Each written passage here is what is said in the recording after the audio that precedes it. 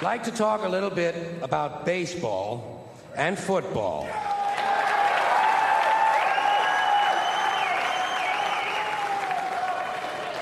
Starting with baseball. Baseball is different from any other sport in a lot of different little ways. For instance, in most sports, you score points or you score goals. In baseball, you score runs. In most sports, the ball or the object is put in play by the offensive team. In baseball, the defense puts the ball in play, and only the defensive team is allowed to touch the ball. In fact, in baseball, if an offensive player touches the ball intentionally, he's out.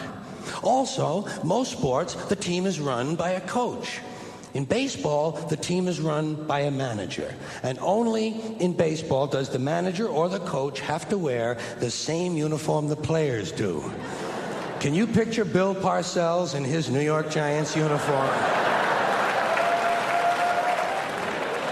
Now, baseball and football are different from one another in other kind of interesting ways, I think. First of all, baseball is a 19th century pastoral game.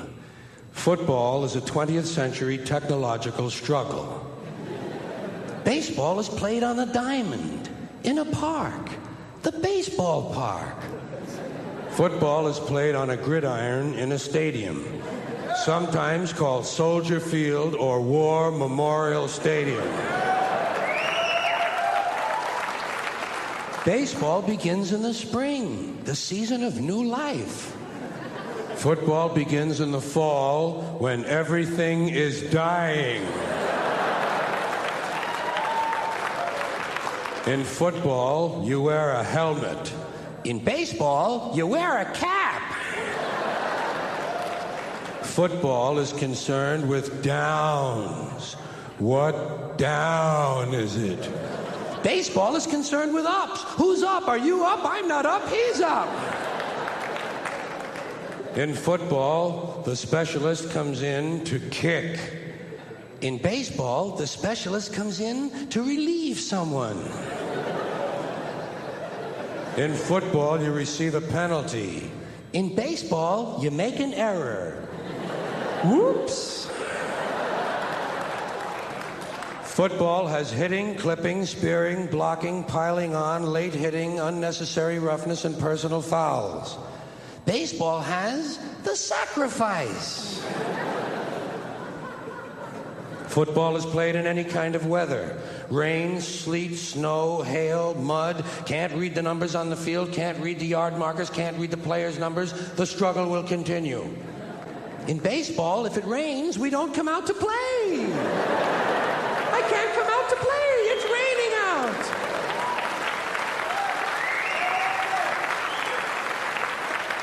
Baseball has a 7th inning stretch. Football has the 2-minute warning. Baseball has no time limit. We don't know when it's going to end. We might have extra innings. Football is rigidly timed, and it will end even if we have to go to sudden death.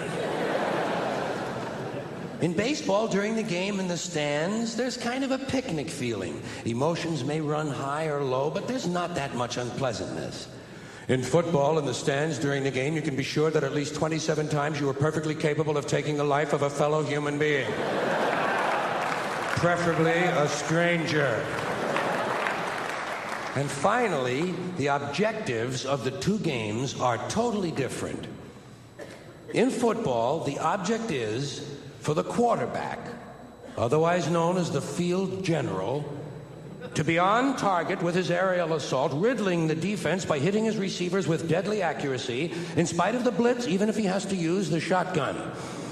With short bullet passes and long bombs, he marches his troops into enemy territory, balancing this aerial assault with a sustained ground attack which punches holes in the forward wall of the enemy's defensive line.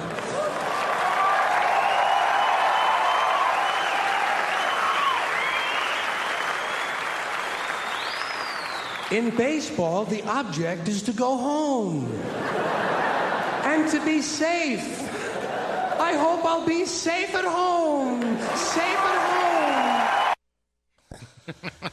He was the best. He's the best, the king. I consider George Carlin much more a philosopher than a comedian. he's a spoken word show. He's not, and you might find some funniness, comedy in it, but it was to make you look at the world a different way. Some of his stuff wasn't funny. Some of his stuff was just his point of view. Yeah, absolutely. Well, it was philosophy is what it was. And it was, a way for you to look at the world so that the world didn't take so much of an advantage of you. Yeah. Welcome to Inside Dr. Herman's Head. I'm Dr. Jan Herman. I'm here with Greg Big Show Larson. Hey. And now I will choke for you. Choke it up. For the next couple of seconds. Yeah. Maybe I'll have a drink of water over here. I don't know whose this is, but couldn't kill me. Dr. Herman now just drinks anybody's water, eats anybody's food. It's better than choking for everybody. Found it in the garbage can. Oh, yeah. Ooh, that tasted pretty good. Anyway. You want one of these? No, this stuff is stuck in my throat, but I'll just keep talking until I die. Yeah, that's cool. Let's die on air.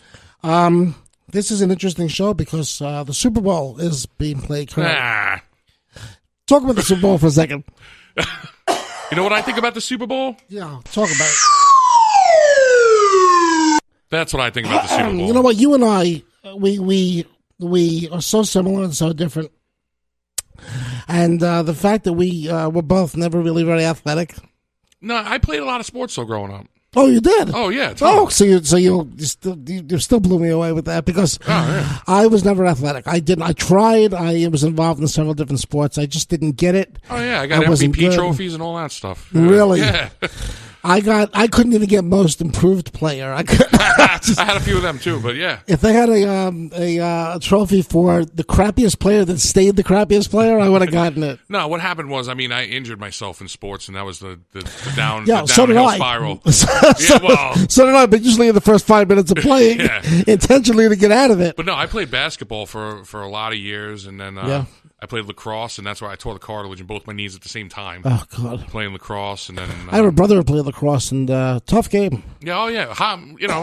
Hockey on grass, the ball's in the air. You know what I mean? You still check people and wreck people. Crazy stuff. He was also a wrestler and did all kinds of crazy stuff. I was always begged by the wrestling coach every year since I was in 7th grade, every year to wrestle, and I would tell him all the time, like, no.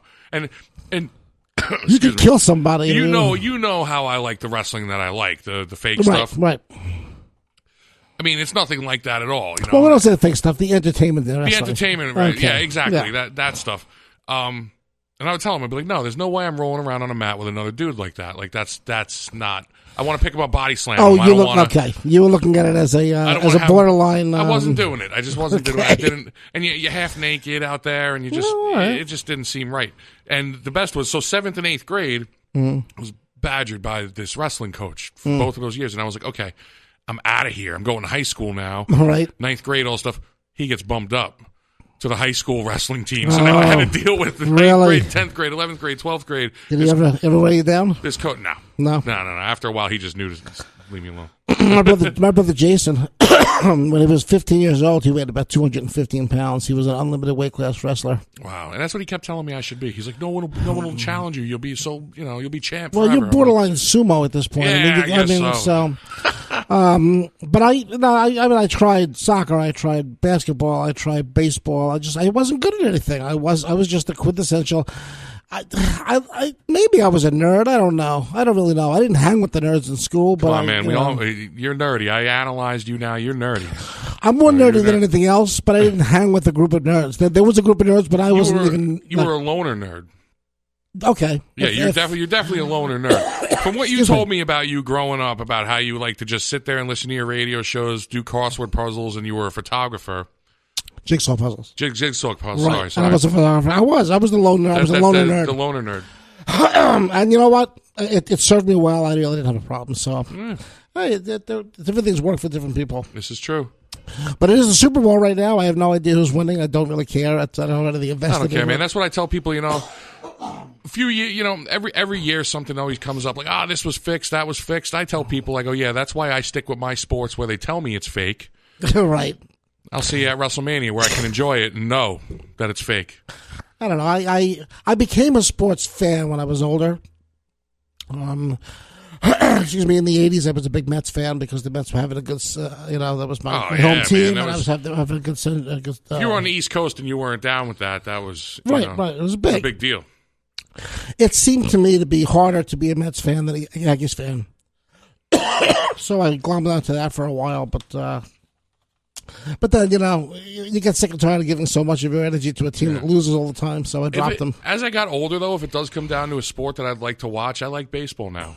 As I got older, I do like baseball now. I always liked watching baseball, but I don't have time now. I don't have time for sports. I have things to do. Yeah, there's other things going on, cooler things. I'm busy. I don't know.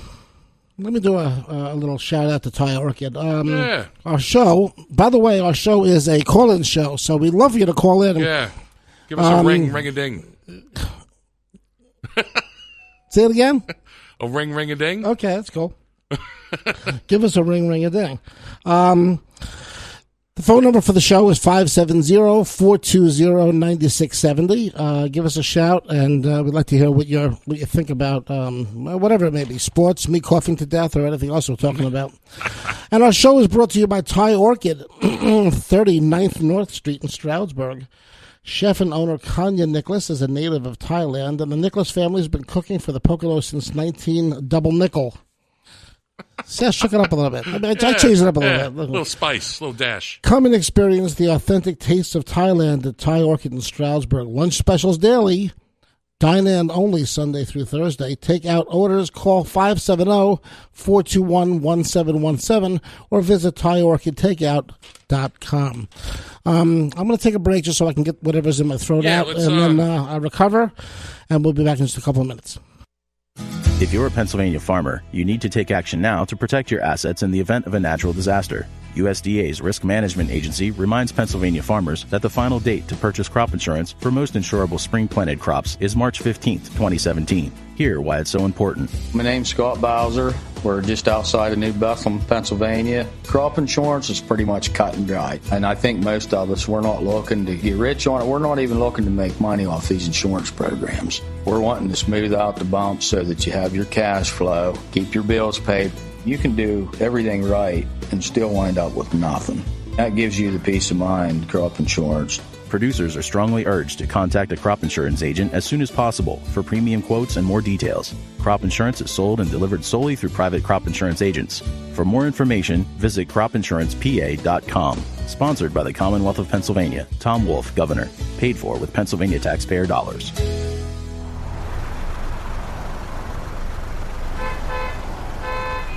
What would your life be like if you could get to work without getting into your car? Or walk to a restaurant close to your home? To the grocery store? Or to get together with family and friends? More and more of us say we want walking to be part of our daily lives, close to the places and people we visit every day. Sound like wishful thinking? Whether you live in a city, a suburb, or a small town, take the step you can count on to lead to results. Work with your nearby planning office and plan to walk more in your future. We want to turn your daily commute into a walk in the park. Learn more at planning.org. That's planning.org. A message from this station and the American Planning Association.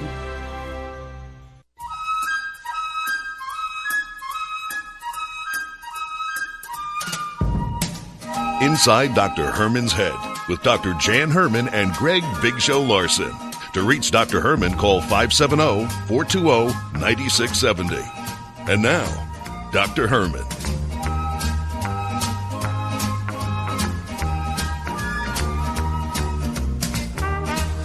Are you alive? I'm still, my heart's still beating, my brain's still functioning. This is Inside Dr. Herman's Throat. It's gross in here, too. Welcome back. Yeah, it's going to get a little, going to fill the air with stuff that will kill you. Welcome back to Inside Dr. Herman's Throat. Give us a call at 570-420-9670. You know, I'm not, even though it's been about 8 or 9 months now, I'm not accustomed to being recognized as the person on the radio. Right. You know, I mean, the people around town here know me enough as Dr. Herman when they see me or whatever.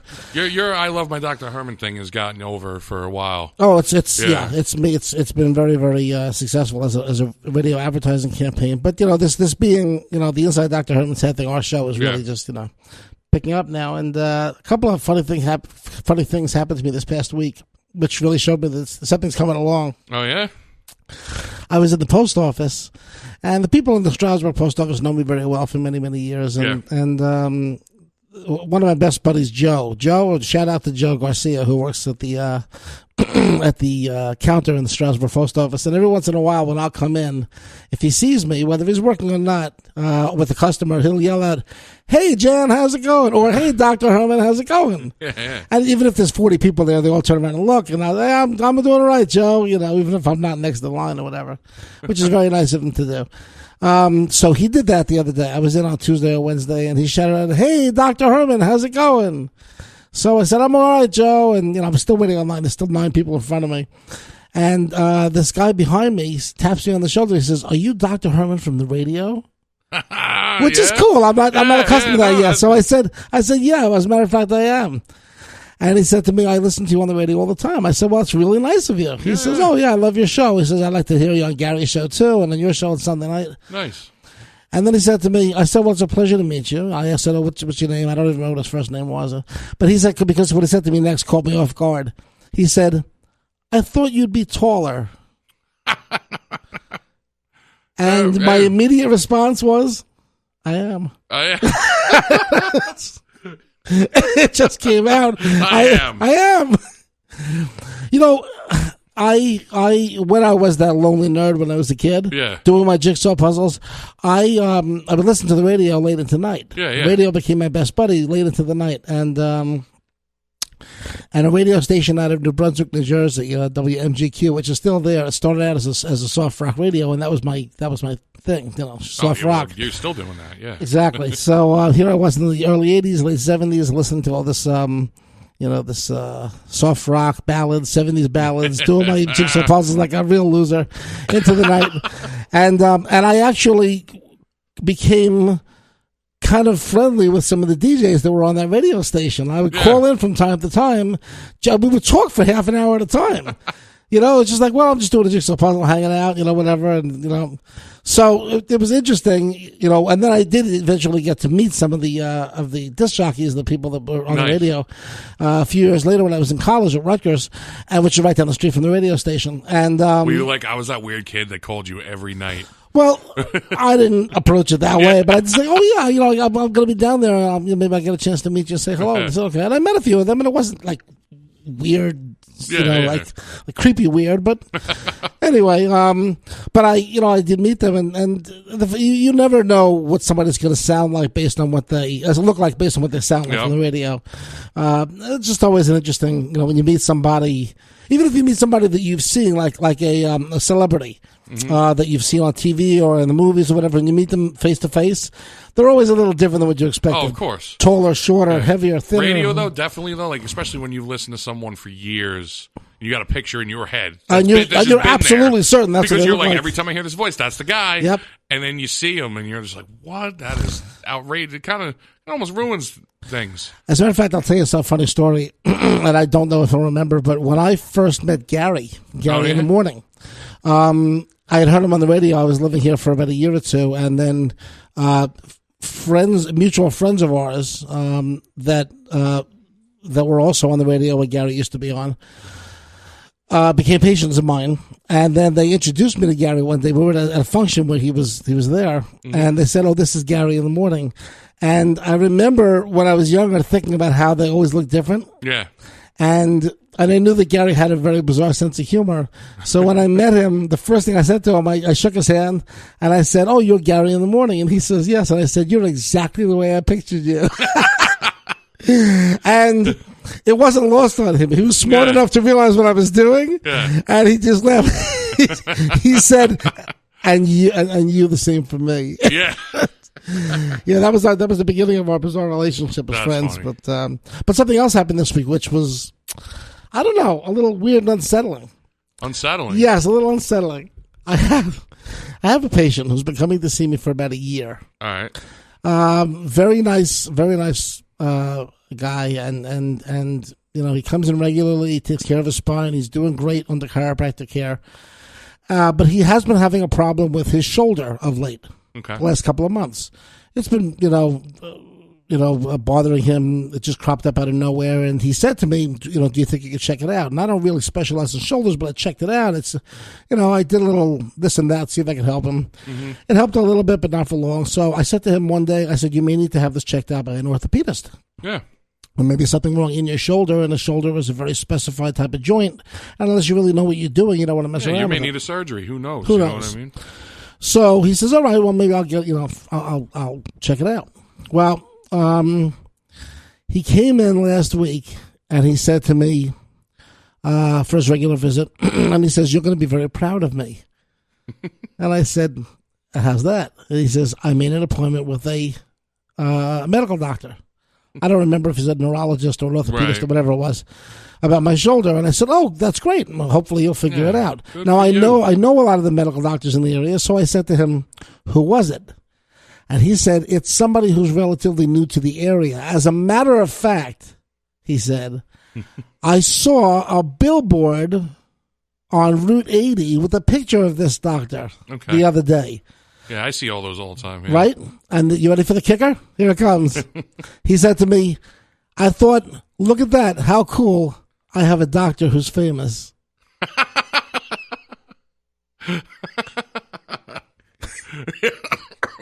Oh, great. Now I'm dying. Now, anybody You're killing me over here. Anybody who has been in my office in the past 10 months or knows me any other way knows that all I talk about is this radio show. Yeah. I love this show. I love doing it with you. We have a good time. I want to make sure everybody knows about it and as many people as possible listen. In my office, I have on my big whiteboard in the office. You walk into your office if you're not blind. Inside Dr. Herman's Head, everywhere, show going on. Everywhere.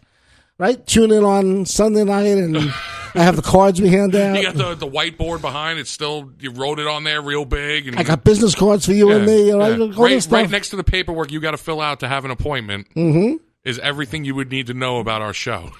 As a matter of fact, this year I'm handing out little to-do I saw that. Magnetic things to put whiteboards to put on your fridge. I saw that, and man. our show logo is on top. Yeah, that's great. Look, so swag, he says the swag. all kinds of stuff. We have the T-shirts for people who come on the air with us and all kinds of cool things.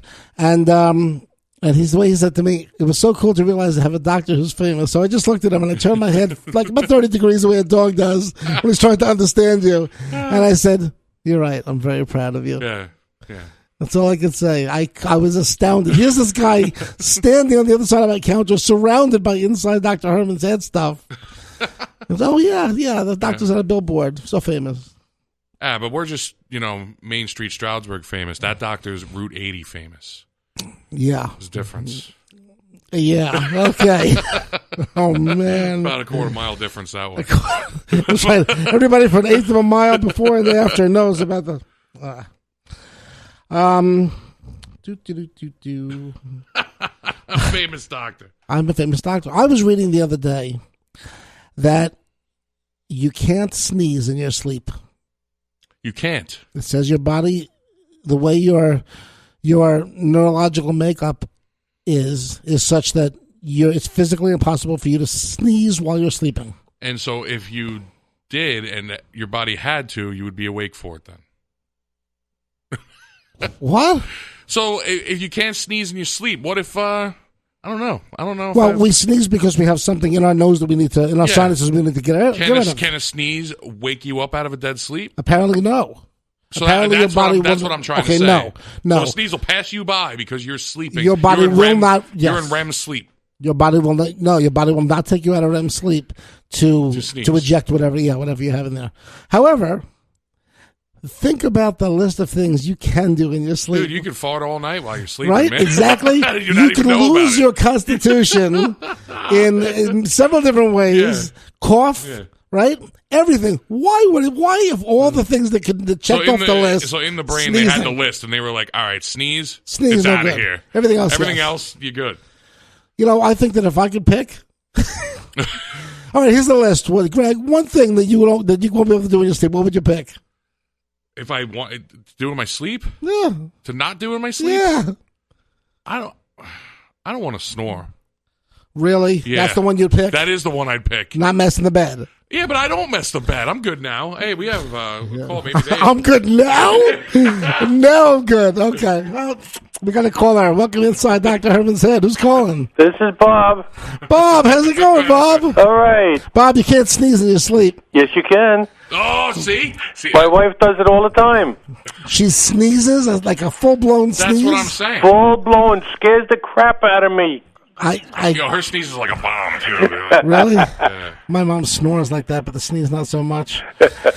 This was a documentary I was watching about the brain, and it said your brain won't let you sneeze when you sleep.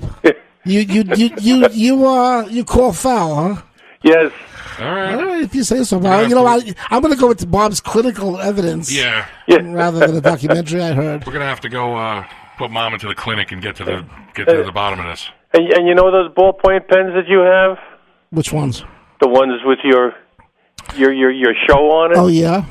I've been handing them out like crazy. Oh, thank you very much. But you know, I've been to the doctors recently. Yes, I know. And well, they all got them. Oh, great. It's amazing how over the years I've handed out office pens and now the show pens and everything, and I see pens that I was handing out years ago pop up in places like the bank or the supermarket or something. But that's what they're for. They're for getting out there, and you never know when you're going to see one. That's right. So thank you, Bob. And how are you feeling? I'm feeling better. I've recovered my voice and I can breathe now. How about you? All right. I'm getting better. Yeah, I haven't seen you in a couple of weeks, and I was wondering if you were up and around. Yeah, we're going to be there this week. Good. To see you, so. Okay, shoot for Wednesday or Friday. I won't be there tomorrow. Yeah, Wednesday is when we're going to be there, I believe. Cool. That's the date. Or Friday, either one. Yeah, okay. Fabulous.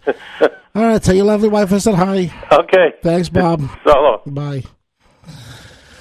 You know what? If he says that, and you know what? And that's why that's one of the things, man. I mean, it's like that's my dad. I grew up in a bedroom next to theirs, for half my life. I've heard my mom sneeze, and but you know what? She lets it go. She just lets it go. Oh my God!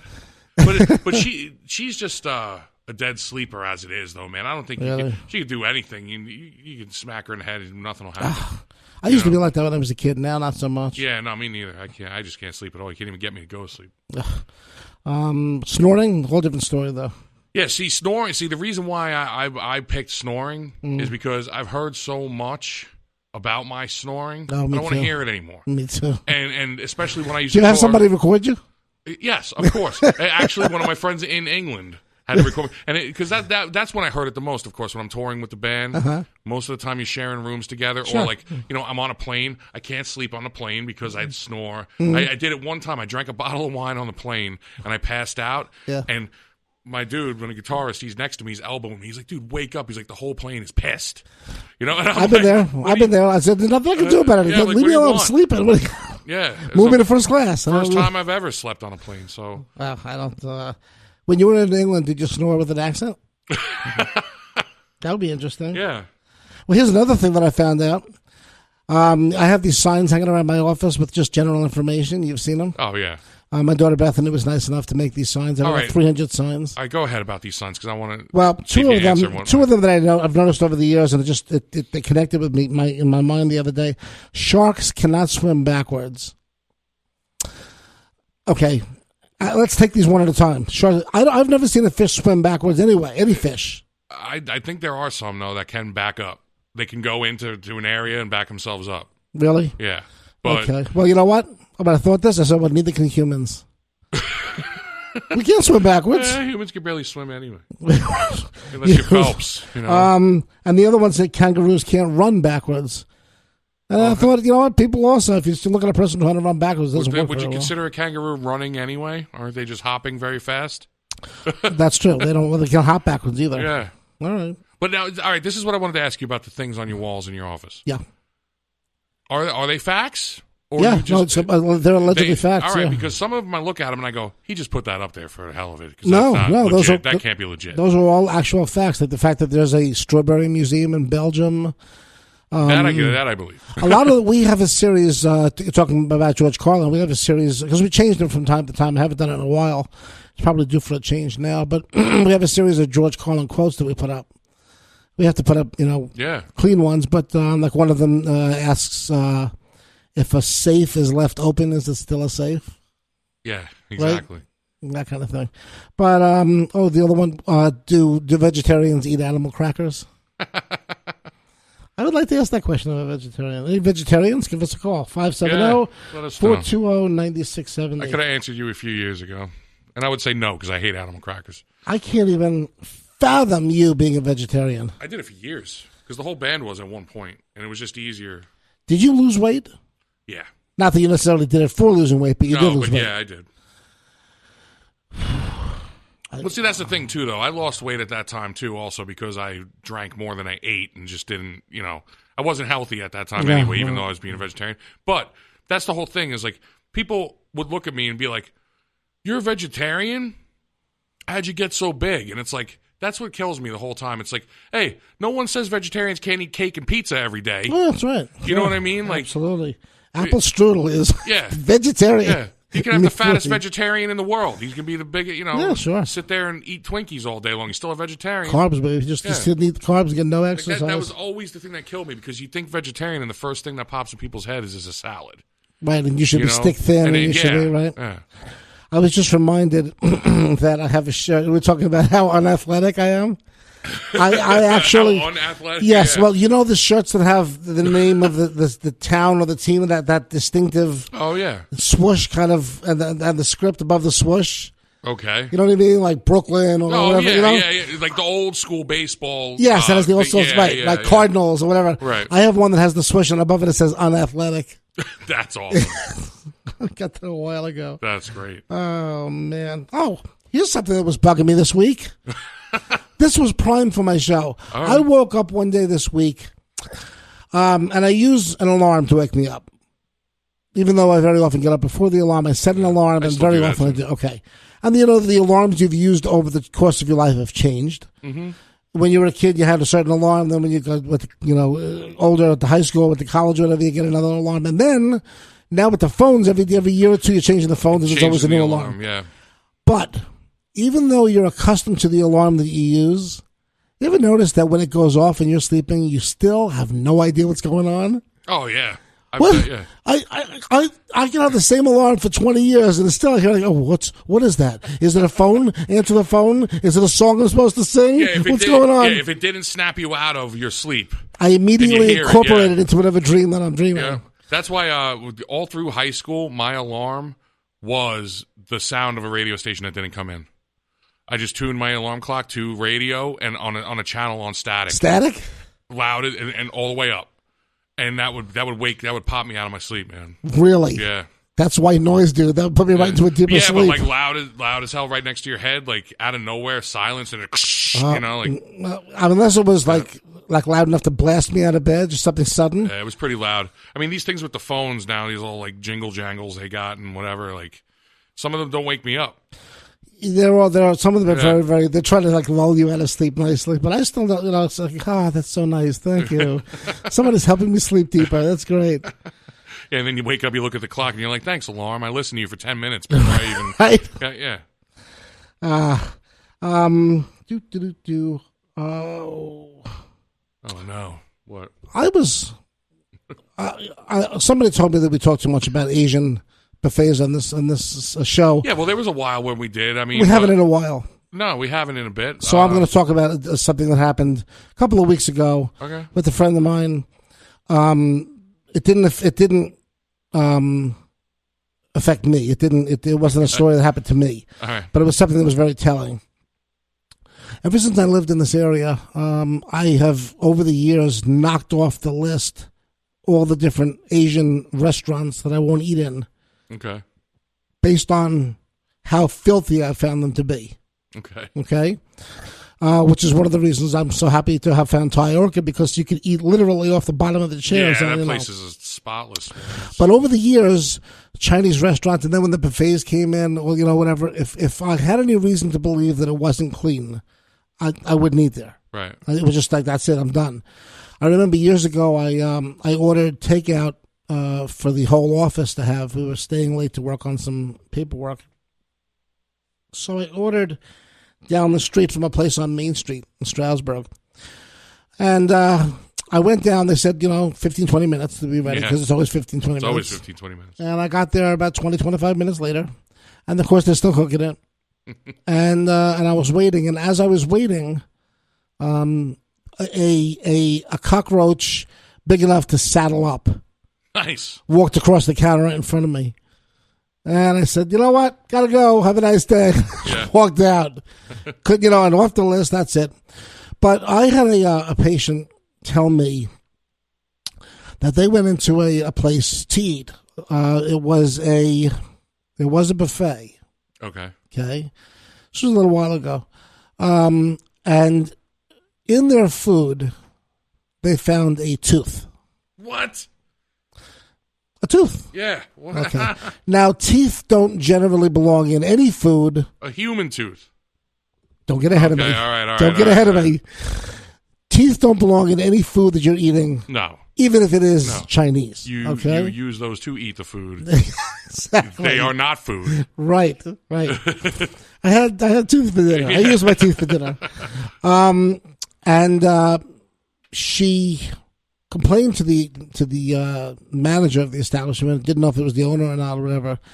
And they apologized up and down. Yeah. But didn't do anything to change the check. Situation. The check. Yeah. Didn't offer anything for the future. Didn't discount anything. No, don't worry, the meal's on us.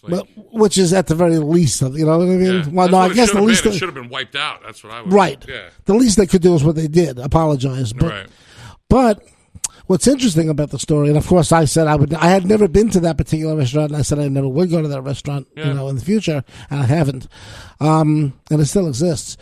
But the thing is that she took the tooth to a dentist because she knew it didn't look normal. Yeah. It was a cat's tooth. Oh, come on. Yes, sorry, Bob. The rumors are true? Yes, it was a cat's tooth. Well, I don't know that they use cat in the foods. They may just use the teeth. They may just use the teeth. To adorn it. Garnish. Years ago, I was, when my dad had his hardware store in Brooklyn, there was a Chinese restaurant we would order takeout from across the street, around the avenue. Yeah. And one day, we had to do a delivery to an apartment above the Chinese restaurant. Mm-hmm. And we were installing like window gates or something like that. Looked across it, looking to the backyard, the back courtyard. And you could see the backyard of the Chinese restaurant. Mm-hmm. And they had their meats, their duck and their chickens hanging out to dry in the sun, like Chinese people do, on a clothesline. But the clothesline went right over the top of the fence, and the cats were sitting on the top of the fence, clawing at the food and helping themselves to some of it. Yeah. So that was the last time I ordered from that restaurant. All the bum cats. That's the down and out cats. Yeah. All the ones on Skid Row. Yeah. That was a good show. What was that show? What was it? Top Cat? Top Cat. Remember Top man. Cat? Yeah. He was a bum cat. Who did the voice for Top Cat? It was a famous. It was Mel Blanc. It was Mel Blanc. I think Mel Blanc, the Top Cat. Yeah, he had a Brooklyn accent. He was the tough guy, like Leo Gorcey. Mel Blanc do a lot of Hanna-Barbera stuff because I know he was like exclusive Warner Brothers. No, he did Hanna-Barbera. He did Barney Rubble. That was You're right. He was Barney Rubble. You're right. Yeah. All right. Yeah. He could have done all four of them. He could have done Wilma, Betty, and Fred too. He could have been everyone. He was incredible. One of my favorite. I think he was Dino too, wasn't he? Even though you don't really need anybody specific for that voice, but I think he was. No, it could have been. One of my favorite pieces of art my daughter Danielle bought me a long time ago is something called Speechless. When Mel Blanc died, they did this lithograph of a dozen or so of his characters standing in a semicircle with their heads bowed in sadness in front of a microphone, just standing by himself with the spotlight on it. Because he was gone, and it says Speechless. I want to see that. That's killer. Oh, really cool. You can look it up on the internet. We'll pull it up. Man. All right, let's take a break for a couple of minutes and then rally around for the end of our fantabulous Super Bowl special. Yeah, the stupid bowl. Hey, you know what? I hope that my father was always very. If my father didn't know about a sport or if he was in a bad mood or whatever, you talk to him about it, he'd say, "I hope they both lose." Yeah, he didn't care, you know. Although he was always for the underdog. Yeah, And then I became a Yankee fan when I got older. I don't understand that. That was kind of contradictory. But I don't. You know what? Hey, if your sport's your thing, the Super Bowl's your thing, I love you. Yeah. Enjoy it. The last couple of years, Terry and I have been looking for a place to eat and wandered into a Super Bowl party at a restaurant or whatever, just accidentally. I got nothing against Super Bowl parties. Oh, no. But, I've been to a couple of decent Super Bowl parties. Don't talk to me about the game because I have no idea. What about the commercials, though? Well, that's another deal. I mean, I used to watch them. Talk to me about the entertainment factor. Let's talk about the fireworks at the end of the game. You know what? I didn't even know they had them. I know they have a big deal at the Lady Gaga's doing the. See, that's another thing too. I'd like to see Lady Gaga. I bet you that's going to be crazy. Oh well, that'll be. It's probably going to be a big political fiasco too. I bet, but You know what? Political celebrities. Let's talk about it in a minute, right? I'm glad you brought that up. Yeah. Let's talk about it. All right. Just for now, this is Inside Dr. Herman's Head with Dr. Herman and the Big Show. We are brought to you by Thai Orchid, 39th North Street. 30 North 9th Street in Stroudsburg. That 9th had an English accent. 39th. Chef and owner Kanya Nicholas is a native of Thailand, and the Nicholas family has been cooking for the Poconos since 1955. Come and experience the authentic tastes of Thailand and Thai Orchid in Stroudsburg. Lunch specials daily, dine-in only Sunday through Thursday. Takeout orders, call 570-421-1717 or visit ThaiOrchidTakeout.com. We shall return. Experiencing psychological stress as a result of deployment or other life transitions is common. The Real Warriors campaign offers tools and resources 24 hours a day for service members and veterans who may be experiencing invisible wounds. The campaign encourages warriors and their families to reach out for support. Retired Army Major Ed Polito, a Purple Heart recipient, describes how campaign resources helped him. I was wounded by an IED blast in Iraq and lost my left leg. When I returned home, I faced physical and psychological challenges, including thoughts of suicide. What turned things around for me was reaching out for and accepting support from others and focusing on helping service members and families in similar circumstances. I encourage other warriors to access available tools and resources like the Real Warriors campaign. For more information, visit realwarriors.net or call 1-866-966-1020. If you or a loved one is in crisis, call the Military Crisis Line at 1-800-273-8255 and press 1.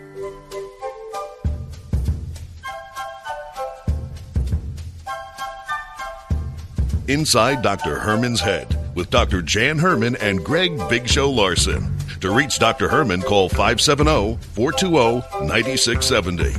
And now, Dr. Herman. Yeah, blah, blah, blah. It took him so long to say that our caller hung up. Yeah, whoever our caller was, call back. We'd like to hear what you have to say. We saw that we had a caller, and we appreciate you calling. So give us a call back, and we'll get you right on air. You were talking about celebrities with political agendas. Yeah. I mean, you mean all of them? Well, everybody has opinions. We have it? Yes? Okay. All right. I'll call us back. You're on Pocono 96.7 on Inside Dr. Herman's Head. Who's calling? It's Mark Lee Stroudsburg. I didn't hang up. Your light was there, Mark, and then your light disappeared. But we're glad you're back. How's it going, Mark? Anyway, I'm on now. I wanted to say that grunions and sardines and smelts and anchovies are all food with teeth. Yeah. They're all food. So you're saying we're eating the teeth? Yeah, they're all food with teeth in them. Okay, when we eat them. So we eat their teeth. We eat their teeth, you're saying. If you eat the head, but we don't eat the head. I don't eat the head of the anchovies and smelts. I found nutty stuff in food now and again. Really? Once in Oscar Mayer liverwurst, I was spreading it, and I found one of them clips that they used to fasten it with, those things that really wrench them down, the metal ones. Yeah. So I just mailed it to them, and they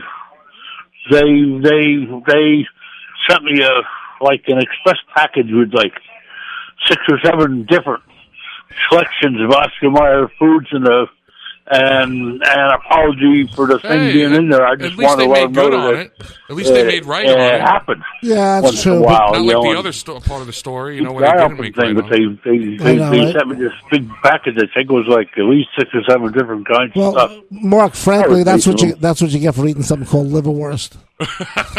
You don't like that? I can't eat liverwurst now. Love It's you the worst guys. of the liver. I like it. Yeah? Yeah, I mean, I'm not over the top about it, but I don't mind it. Yeah, all right, well.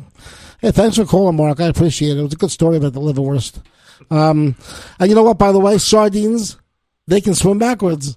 You looked it up? Yeah. There we go. Mark had a very good point there. Okay, celebrities that have agendas. This whole thing that happened recently with Meryl Streep. Right, who yeah. you know I can't stand. Yeah, she kicked it off, and then Madonna's blowing up the White House. And right. Then, yeah. First of all, Madonna saying she's going to blow up the White House is stupid beyond measure. Yeah, it is. Because whether or not you feel that way, you don't talk about that in this current climate of politics, especially if you're well known. You know that if you said that, they'd be investigating you tomorrow. Oh, what are you kidding me? But Madonna said it, so they know. Oh, yeah, it's just Madonna. She shouldn't say it, but all right, whatever. But this Meryl Streep thing, people get all bent out of shape when just accept your award and sit down and everything. Everybody has an opinion. Right. And if you have X number of minutes that somebody's going to give you to express yourself. Yeah, this is your time. That's your time. As long as you don't curse on the air, they don't have a reason to cut you off. You can talk about anything you want. It's not a surprise that people have opinions, and it's not a surprise that celebrities have opinions. But the thing is, if you're a celebrity and you have an opinion, and I've thought about this several times, not that I'm considering myself a celebrity like Madonna, although I look very good in a pointed bra. Well, we now know you should have a billboard on 80. At least. At least a billboard in Snydersville, But I look very good in the cone bra, though. Yeah, oh, man, go and take it back. Well, it's the weekend, so, I'm taking it back. Yeah. But yeah, you run the risk when you have a podium to speak to people. Okay, you have an avenue to speak to people. You run the risk of alienating certain people based on what you say. So if Meryl Streep wants to stand there and say, "I feel this way about this item or this topic," she's banking on the fact that she's not going to destroy her career. Right, that the majority of her supporters are going to be with her. Right. Yeah. Or at least it's going to be innocuous. Right.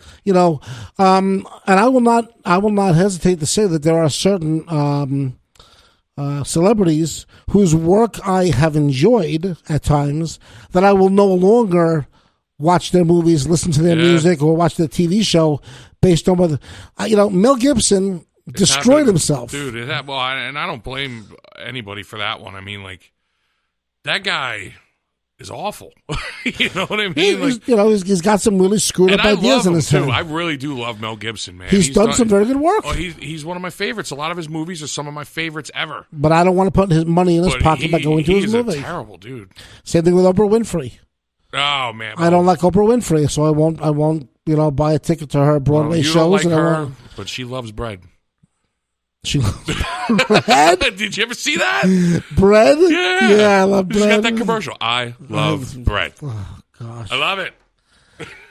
We were watching this show called The 80s on Netflix yesterday, and they had a whole thing about Donahue. I miss that guy. Right, and Oprah Winfrey. And I said I was railing against Oprah, how much I can't stand her. Yeah, I don't like her either. And Terry said, "Why do you not like Oprah?" And I didn't even, something else came up and I didn't get a chance to answer her. So, honey, here's your answer. You're going to get it on the air. Oprah began her career with tabloid TV. It was not much different than Phil Donahue, Jerry Springer, Morton Downey Jr. Yeah. Maybe not as angry as him, but that kind of, tabloid TV. Richard Bay. Richard Bay. Loved Richard. Who's the baby mama? Who's the baby daddy? Who's whatever, that kind of thing. And then years later, after making millions and millions and millions and millions of dollars, she revamped her show to be, what it became later on. Yeah. I'm going to try to help people by bringing on, people who ended up being just ridiculous, like this Dr. Phil and Dr. Oz and all this other garbage. Geez. But she became this, at least appearingly, altruistic, figure. Mm-hmm. And I'm going to give things away to people, and I'm going to help people. People worship her. It's ridiculous. Like worship. But the thing is, when she switched her format, she denounced the very type of TV that got her the money that she had. Yeah. And that's where I said, you know what? You're such a liar. You're such a two-faced, contradictory. And I've never liked her since. I don't like her. And I don't care what she's reading. That's one of my biggest problems with the populace in America. By and large, they are sheep. They're sheeple. Oh, because because she puts her sticker on whatever book Yes. she's reading. Oprah's It's like it best. becomes a #1 seller because she put her sticker on it. Oprah's pick and Oprah's whatever. Really? You think this woman, everything this woman likes is so fantastic that you're going to live your life by her? That's what people don't understand, and this is what people got to get in their head. Like, and we talk about, like, we were talking about, like, bands and music and stuff last week, and about how, like, we've both been lucky to meet some idols of ours over the years and everything like that. It changes stuff once you do that a lot. Sure. Once you get a lot of that in your system, people really do need to step back and realize these people are just people like you and me. There's nothing special. She is not a god. She is not, Oprah is not telling you to read this because it's going to change your life and make you better. Like, you know what I mean? Like, she enjoyed it while she was in the bathroom doing a number 2. Yeah, exactly. Just like you do. Exactly. You know she what told I mean? somebody, and they said, it's Oprah's pick. Yeah. My youngest brother, Jason, I consider a very, very intelligent and thoughtful person. He analyzes things before he says them. He's very, very intelligent. And he said something once that really stuck with me, and that's it had to do with heroes, people having heroes and idols, okay? Don't have heroes. Don't have idols. Pick individual traits or characteristics about people that you can look up to. But every one of your idols and every one of your the celebrities that you idolize or you look at as a hero has flaws. Yeah.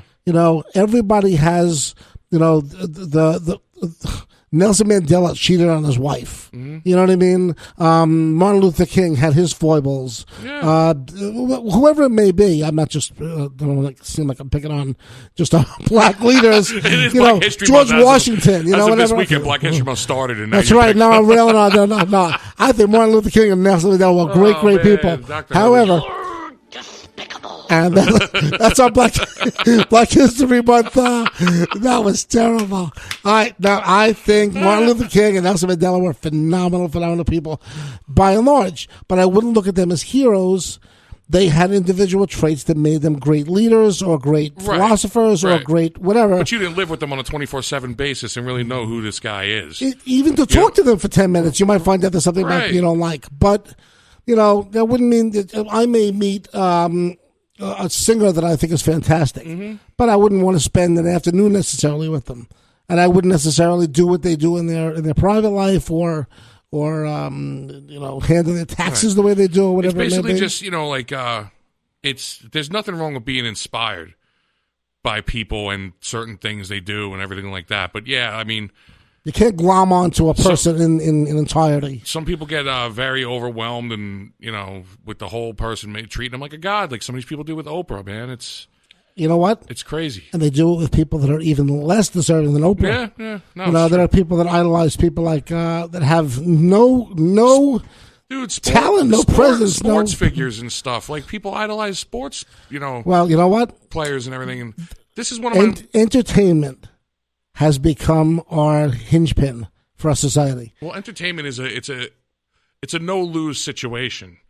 Like in the best of times, entertainment thrives. In the worst of times, entertainment thrives. It's the one thing that will always survive and always be there. And look at the money that's given to these people to the entertainment. Oh my God! Yeah. They make more money than anybody. They make as much money as the very, very top echelon of the 1% of our business citizens in the business sector, and collectively, it's insane, absolutely insane. But if we didn't have that stuff pumping out every day, I don't know. What would we be? You know what I mean? No, I'm not saying we shouldn't have it, but I'm saying the amount of money in it is. Yeah. Well, I agree. I mean, I think teachers should be paid more than teachers are paid. I agree with and that. And they're paid so ridiculously little compared to what our entertainers who entertain us get. And again, we're in a capitalistic society, so whatever you can demand and you can get, and that's great. And that's, and the government says, bless you, you demand that amount and you can achieve it, and that's people will pay it to you. That's great. I don't know, man. I mean, it's just, if people pay it to you, that's great. I guess I can't say anything. The poorest in our society are they struggle to be able to afford, for instance, a pair of sneakers that are endorsed by somebody who makes $50 million a year. Dude, some of these just the football players are a lot of the ones that kill me a lot. I mean, this is one reason why I guess I was never huge into football. It's like when you think about it, like these guys are making millions to just play for a few months a year. Oh. And we got drug addicts, rapists, murderers, animal abusers. They're still all on the field. If that was me out here, I'd be in jail. Sure, absolutely. You know what I'm saying? Well, so it's because like I can't respect it. Well, that's another whole discussion because money can get you out of life-threatening situations in this country. I mean, it's not even money. It's just like the NFL going, don't worry about it. Yeah, celebrity talks. I've said for many times that they afford celebrities and entertainers some things that the average person would never be allowed. If you were, let's say you played defensive back for the Giants, right? And you showed up for practice or for a game, let's say the Super Bowl, okay? Yeah. On heroin, what would happen? They would shoot me up with something in the back to get me sober and throw me on the field. They probably would. Yeah. Or fire you if it was just because you're heroin. But the thing is, if you hurt yourself, play, and then we're going to suspend you later and dock some of your pay and all that stuff. But if you hurt yourself, they'll shoot you up with Percocet or whatever and send you out to play hurt. Yeah. So some drugs, okay. Some drugs, you're not going out to play without it. Dude, guys tear their knees apart, get carried off the field, walk out for the second half because they shot them up with something that'll get them standing. And that's why they're average. Remember years ago, they used to play for 20, 30 years. And now it cuts years off your career. Yeah, that's it. Now they pay for 10 years at the most. And you'll never see some of these records broken because guys don't play long enough to break them. So that was a good note to end on because it is Super Bowl Sunday. And I have no idea. I know the Patriots and the Falcons are playing. The Whack Bowl. So I'll see you guys at WrestleMania in 2 months. WrestleMania. Yeah, it's going to be a big one. WrestleMania 33, man. 33 years this has been going on. Really? Yeah. 33 years you're paying for it in pay-per-view. Yeah, but no, not anymore, man. I got the network now. Oh, really? So the pay-per-views are included in your $10 a month. One lucky dog. Yeah. Well, think about it, man. All right, look. I'm going to throw this out real quick, little plug. If you're a wrestling fan, okay, it's stupid not to have the network. It's $10 a month, okay, and all pay-per-views every month are included into that $10 fee. The pay-per-views are like $60 each or something like that? $50, $60 a piece. And WrestleMania is more because it's extra hours, so it's like $70, $80. So it's like, no doubt about it. Pay $10 a month. Even if you were a fan that just watches pay-per-views, why wouldn't you just get that network and pay $10 a month instead of $50? I totally agree. You know, come on, guys, get with it. Just because it's so cheap, I might get into it. Hey, dude, you need to get. All right, come on. I know. You really want me watching some wrestling? I want you to watch wrestling. Yes, I do. Some non-overpaid entertainers. Oh, they're very overpaid. Oh, man. Only on that level. That's another discussion for another time. And we will. Well, thank you, everybody. Thank you, Bob and Mark, for calling in for the show. And thank you again for everybody listening to Inside Dr. Herman's Head, taking the time away from your Super Bowl game, which I know you did, and it means a lot to us. Big Show, thanks so much for everything. Thank you. And being here. And let's finish off with a little acapella from Rockapella. Back to back. Belly to belly. Yes, my friends. Back to back. Belly to belly. Say, huh. It was a zombie jamboree, took place in the New York cemetery. It was a zombie jamboree, took place in the New York cemetery. Zombies from all parts of the island, some of them were great calypso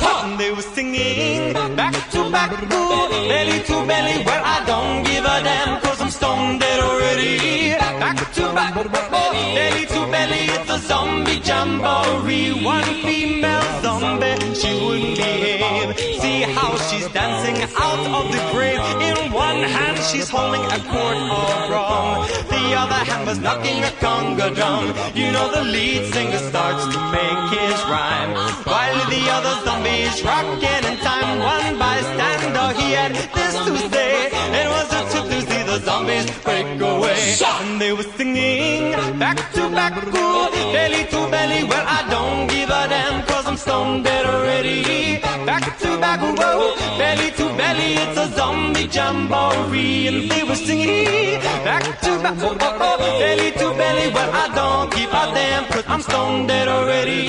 Back to back, come on, belly to belly. It's a zombie jamboree. Back to back, everyone we sing back to back, and belly to belly, then back to back. 1, 2, 3, 4, yeah, what a zombie jamboree. From Times Square to the Statue of Liberty, uptown, downtown, zombie jamboree. Ooh-ba, ooh-ba, ooh-ba, yeah, yeah. There's a high wire zone between the World Trades, a King Kong zombie on the Empire State, but the biggest zombies Tokyo to Rome, the zombies who call this city home. Ha! What they do? Ha! Back to back, ooh, belly to belly. Well, I don't give a damn, cause I'm stone dead already. Back to back, oh, oh, belly to belly. It's a zombie jamboree. And they were singing back to back, come on, belly to belly. Well, I don't give a damn, cause I'm stone dead already. Back to back, ooh, belly to belly. It's a zombie jamboree. We do the limbo. Back to back, whoa, belly to belly. Well, I don't give a damn, cause I'm stone dead already, yeah. Back to back, come on, belly to belly. It's a zombie jamboree. Hey, hey, hey, hey.